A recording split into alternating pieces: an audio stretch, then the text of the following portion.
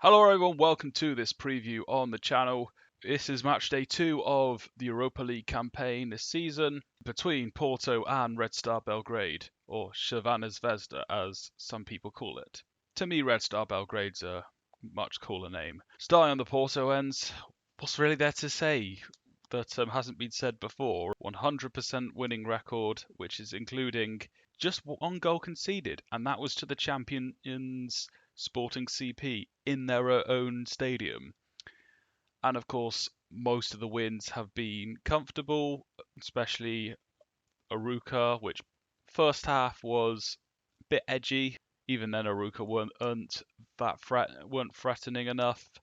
And then the second half, we had more control despite going down to 10 men. But there's been other examples like Victoria Guimaraes, Casapia, Rio Ave. But it's been great.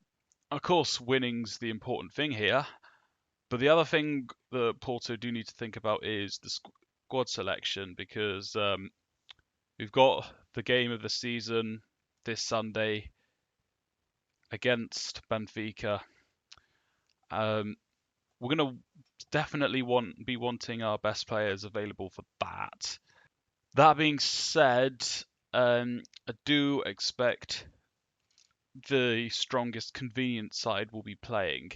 It definitely didn't help that the game against Aruca got postponed to Monday, which, from their point of view, I can understand. There's a festival all in that at that time of the year, but why not just postpone it to later in the season? That's what Benfica were able to do with their qualifiers. But nonetheless, it's happened.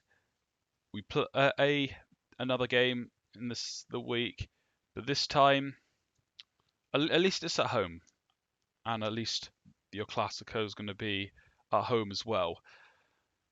But getting onto it, with the squad on minutes management, I would imagine Martin Fernandes is going to start, given that he was sent off at Aruca. Alberto Costa will surely get some minutes as well to help him be ready for that Benfica game. If Eustáquio is available, I would say he should play, especially given Varela's started every game this season. Eustáquio was suspended for that last game, but the commentary said that he was also ill. So hopefully, if he's available, then hopefully he should come back. But I'm rambling a bit on in terms of the squad selection. I'll just say Dennis Gore as well could also start, but we've got options. We've got a bigger game coming up this weekend, so I'm thinking what we've got to do is play the best team available that's not going to disrupt our El Clasico game any more than it has to. I'm sure Farioli he has it figured out in his mind. But Porto are the favourites in this game. And as for a few words on Red Star Belgrade, well, the last two games they got a home draw against Celtic. Disappointing one for them. They would have wanted to come into this with a win, especially against not the strongest of Celtic teams, a team that lost on penalties to Kurat in Kazakhstan. But they were able to get a draw. Celtic had more chances, but Red Star Belgrade had closer chances, and one specifically that comes to mind is in the first half. There was a shot from the outside of the box that was heading to the top left-hand corner, but Kasper Schmeichel made the save. Faint touch which tipped it onto the bar.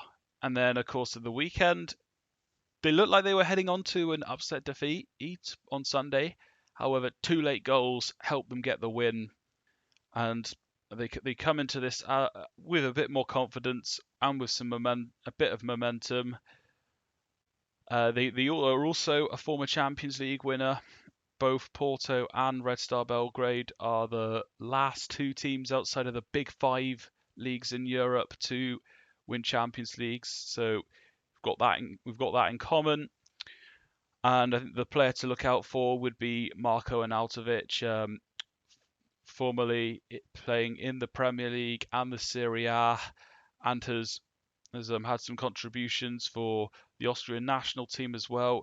He did even score against Celtic in the week. As for my prediction, I'm going to say Porto win this 2-0. I think they'll be stable in this game. They'll have most of the chances. In a normal scenario, I would probably predict Porto to dominate a bit more, but considering that we do have to manage the minutes, especially of a Frauholt who played a full 90 minutes, Varela that's been starting a lot as well, we'll probably do what we need to do and then take it slow when things are easy, or at least take it at our own pace, whatever's convenient. But yeah, I'm going to go for a 2-0 win. I think Porto should be winning this. But Red Star Belgrade themselves, I think, will have moments and are a decent team. So yeah, that's my preview on the game overall. Let me know your thoughts. I will be doing a review of some sort or after the game, depending on how things turn out. And we've got some content on the O Classico coming out soon, starting on Friday. Well, we've got the live preview, and we're going to have some guests on for this, so look out for it. But in the meantime, Forza Porto.